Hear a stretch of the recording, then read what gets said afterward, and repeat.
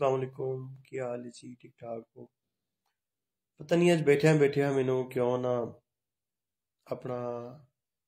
पंजाबी पुना अंदरों मेरे ना उड़ उड़ के बाहर आ रहा है सिंधी की वजह से। मैं पिछले दिन मेरा बाजू फ्रैक्चर होया, मोस्ट ऑफ द टाइम मैं रेस्ट ही कर रहा हूँ। ते गुलाम फरीद दी एक काफ़ी है तुसी अक्सर सुनी होनी है। मैं इश्क भी तूं मेरा यार भी तूं पठाने खान दी आवाज़ च है। तुसी खैर जरा मॉडर्न बच्चे बन गए होने हो ते उन्होंने नहीं सुनते होने हो। ते बहुत ही खूबसूरत ते प्यारी मैं खैर अज ਤੁਹਾਨੂੰ ਵੀਡੀਓ ਦੇ ਵਿੱਚ ਉਹਦੀ ਤਾਰੀਫ ਕਰਾਂਗਾ। ਆਈ ਹੋਪ ਤੁਸੀਂ ਜ਼ਰੂਰ ਸੁਣੋਗੇ। ਪਤਾ ਨਹੀਂ ਕਿਉਂ ਮੈਨੂੰ ਇੰਜ ਲੱਗਦਾ ਹੈ ਕਿ ਜਿਵੇਂ ਇਸ ਕਾਫੀ ਨੂੰ ਦੁਨੀਆ ਦਾ ਸਭ ਤੋਂ ਵੱਡਾ ਇਨਾਮ ਮਿਲਣਾ ਚਾਹੀਦਾ ਹੈ। ਆਰਟ ਵੇਖੋ ਕਿਹੜੀ ਵੀ ਜ਼ਬਾਨ 'ਚ ਹੋਵੇ ਨਾ, ਆਰਟ ਬਹੁਤ ਖੂਬਸੂਰਤ ਇੱਕ ਚੀਜ਼ ਹੁੰਦੀ ਹੈ ਤੇ ਪੰਜਾਬੀ ਦਾ ਆਰਟ ਕਿਸੇ ਵੀ ਆਰਟ ਨਾਲੋਂ ਕਮ ਨਹੀਂ ਹੈ। कैटेगोरिकली मैं इस चीज़ को प्रूव भी कर सकना, बल्कि तो मैं अज एक छोटी जी काफ़ी तो मैं प्रूव करके दसना कि पंजाबी का जोड़ा आर्ट है वो कितना को खूबसूरत है, कितना को वधिया है। तुसी ये काफ़ी बड़ी दफ़ा सुनी होनी है, मैं तुम्हें थोड़ा जिहा एक्सप्लेन करना, तुसी अज ना फिर दोबारा सुननी है। जदों मैं इस चीज़ की डेप्थ च नहीं जावांगा कि असल पंजाबी दे आर्ट नाल एक ज्यादती हुई है कि ना इश्क हकीकी नाल जोड़ दिता जाता है हमेशा। ठीक है, परफेक्ट जोड़ो तुसी, मैं नहीं कह रहा, लेकिन लाजमी नहीं है कि इन्हू हमेशा इश्क हकीकी नाल ही तुसी जोड़ो। खैर ये डिस्कशन नहीं है। डिस्कशन फिलहाल ये है कि जदों तुसी किसी दे नाल प्यार करते हो ना, तुसी फिर उसनों ना प्यार दी वजह तो ना मुख्तलिफ चीज़ों नाल रिलेट करते हो। मतलब तुसी कहते हो मेरा चन, मेरा शेर, मेरा सोना, या मतलब जिस नाल जिन्ना प्यार होए ना,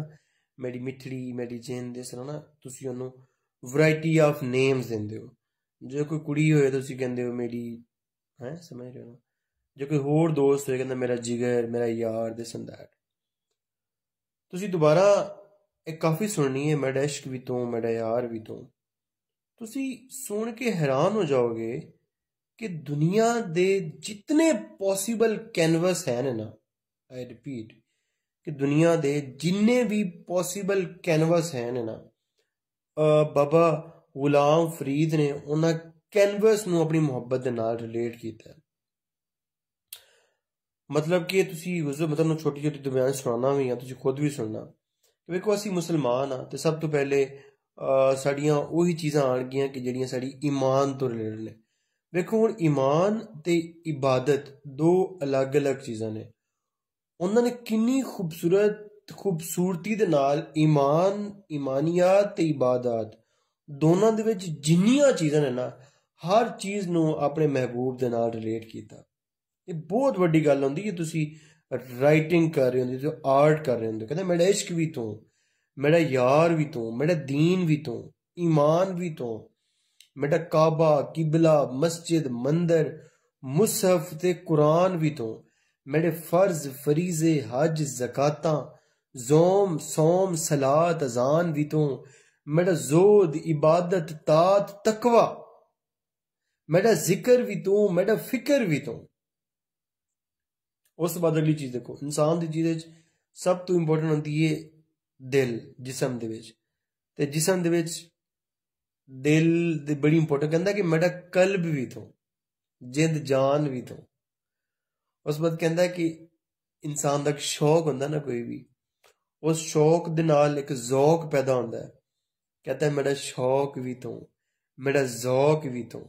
मेरा जिक्र भी तो, मेरी फिक्र भी तो। उस बाद क्योंकि गुलाम फरीद सराइकी सन, सराइकी दे विच बड़े प्यारे प्यारे लफज होंदे ने। मेरा मिठड़ा, गर्मी उस पार्ट ज्यादा है, शाम दा वक्त बड़ा खूबसूरत वक्त कंसीडर किया जाता है, क्योंकि साउथ पंजाब गर्मी ज्यादा है, रोई गर्मी ज्यादा है, शाम नू पसंद किया जाता है। हुण तुसी उस दौर उस इलाके दे पॉसिबल कैनवस ते उस खूबसूरत वर्डिंग जो उत्थे सराइकी दी हो सकती सी कि मेरा सांवल, मिठड़ा, शाम, सलोना, मनमोहन, जानान भी तू। उस तो बाद खूबसूरत चीज़ की हो सकती सी कि वो कहते ने कि मतलब पीर ਦੀ ਸਾਨੂੰ ਲੋੜ ਹੁੰਦੀ ਹੈ ਨਾ ਮਹਿਬੂਬ ਦੀ ਪੰਜਾਬੀ ਦੇ ਵਿੱਚ ਮੁਰਸ਼ਿਦ ਨਾਲ ਬੜੀ ਮੁਹੱਬਤ ਕੀਤੀ ਗਈ ਹੈ ਨਾ ਉਹ ਆਪਣੇ ਇਸ਼ਕ ਨੂੰ ਕਹਿੰਦੇ ਨੇ ਕਿ ਮੇਰਾ ਮੁਰਸ਼ਿਦ ਹਾਦੀ ਪੀਰ ਤਰੀਕਤ ਸ਼ੇਖ ਹਕਾਇਕ ਦਾਨ ਵੀ ਤੋਂ ਉਸ ਤੋਂ ਬਾਅਦ ਜਦੋਂ ਕਿਸੇ ਨਾਲ ਇਸ਼ਕ ਹੁੰਦਾ ਹੈ ਤੇ ਬੰਦਾ ਐਵੇਂ ਕਹਿੰਦਾ ਕਿ ਯਾਰ ਮੇਰੀ ਆਸ ਵੀ ਤੂੰ ਹੈ ਉਹ ਕਹਿੰਦਾ ਮੇਰੀ ਆਸ ਵੀ ਤੂੰ उम्मीद मेरी आस उम्मीद ते खटिया वटिया is like very important word जो तुहानू पता होए ते खटिया कहंदे ने चट्टी खट्टी हट्टी मैं डिटेल नहीं जावांगा मतलब यह है कि जो मेरी जिंदगी दी इन्वेस्टमेंट है ना ते उस इन्वेस्टमेंट तो जो मैंने प्रॉफिट मिले ना मेरा वो भी जड़ा ना सब कुछ तू है ठीक है ना उस तो बाद कहंदा है कि मेरियां खुशियां दा असबाब भी तू मतलब जो मैंने खुशी मिल रही उनकी वजह भी तू है मेरे रसूलों का समान भी तू कि जो मैंने दुख मिल रहे ने उन्हों का सबब भी तू है मेरा उस तो बाद जो भी इंसान की खूबसूरती हो सकती है कि मेरा हुसन ते बाग सुहाग भी तू मेरा बख्त ते नाम निशान भी तू खैर मैं दरम्यान चीज़ें मिस कर रहा तुसी वेख लेना यार तुसी हद दे वेखो कि पंजाबी दे विचों जो भी उस टाइम दे कुड़ियां वास्ते खास गल है कि उस टाइम दे जितने पॉसिबल फैशन हो सकता सी उन्होंने उस फैशन भी कंसीडर किया उस टाइम के हिसाब कहता मेरी मेहंदी कज्जल वो जो आंख में पहनते थे काजल मुसाग वो एक होता था पंजाबी दे विच होंदा है कि एक बारक होंदी है खल होंदी है दरख्त दी उस नाल मुसाग कहते बुल ते जेड़ा ना जबान लाल हो जाती सी खूबसूरती के तौर पर लाते थे कहता मेरी सुर्खी मेरी मेहंदी कज्जल मुसाग भी तो मेरी सुर्खी बीड़ा पान भी तो उस बाद कहना मेरा अव्वल आखिर अंदर बाहर जाहिर जो मैं नजर आ रहा है पिनहान भी तो उस बाद एटमोसफेयर ते ना नजर पाते ने कि आसमान च की है कहना मेरा बदल बरखा खिमना गाजा बारिश ते बरान भी तो उस वक्त पंजाबी दे विच है ने बहुत ज्यादा लोक दास्ताना कहंदा उस दे विच लोक दास्तान हीर रांझा रोई चोलिस्तान मारू थड़ा चीज़ां हैं वो कहंदा कि मेरा मुल्क मलीर ते मारू थड़ा रोई चोलिस्तान भी तो सो मैं जस्ट एक रिक्वेस्ट कर रहा कि इतना खूबसूरत इतना जड़ा है ना परफेक्ट लिटरेचर कि तुसी अपने महबूब नू कायनात दे जिन्ने पॉसिबल कैनवस हैं ना उन्हां दे विच उस बंदे ने जड़ दिता है ते लिटरली अगर कोई इसनू प्रॉपर एवेलुएट करना ते लिटरेचर दा बेस्ट टू बेस्ट जड़ा गिफ्ट है ना वो गुलाम फरीद साहब नू नो डाउट जड़ा ना वो जाना चाहिए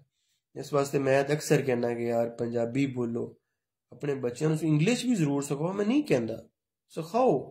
हूं तो कसमें जिंदे घर टोर जाओ वाह बेटा अंकल को इंग्लिश बोल के भी दिखाओ how are you my name is और इंग्लिश भी वही hello what's your name in what class you are हाँ मतलब वही सस्तियां गल्लां इंग्लिश भी अच्छी सिखाओ मैंने उस पर भी कोई इतराज़ नहीं है लेकिन बच्चों को पंजाबी जरूर बोलना सिखाओ उन्होंने पहली गल तो अब सानू खुद भी नहीं पता कि साडा पंजाबी दा आर्ट की है बच्चों को आर्ट पंजाबी दा आर्ट सिखाओ उन्होंने सिखाओ कि how rich our literature is चलो अपना बहुत सारा ख्याल रखो मेरा जो ना बाजू बड़ा फ्रैक्चर होया है उस वास्ते दुआ करना ढेर सारी ते अस्सलाम वालेकुम।